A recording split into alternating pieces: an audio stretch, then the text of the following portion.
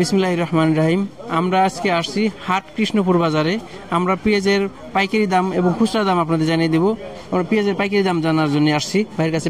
পেঁয়াজ আপনার পেঁয়াজ কত বিক্রি দাম হয়েছে? কত দাম 3500-3600 টাকা। 3500-3600 টাকা। গতকাল কত ছিল? গতকালকে ছিল আরো 100 টাকা বেশি, 200 টাকা বেশি। 4200-4300 টাকা হয়ে গেছিল পেঁয়াজের দাম। হ্যাঁ, এখন হঠাৎ করে আজকে পেঁয়াজের দাম একবার নেমে গেল কেন? পেঁয়াজের দাম আমদানির উপরে পেঁয়াজ। হ্যাঁ, এটা কত দাম হয়েছে?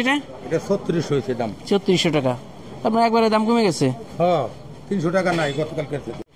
খুচরা পর্যায়ে পেঁয়াজ কত করে বিক্রি করতেছেন? 100 টাকা আর এটা আছে 110 টাকা। 110 টাকা কোনটা আর 100 টাকা কোনটা? দুই পদের তো, দুই পদের দুইটা। এখানে দুই পদের আছে।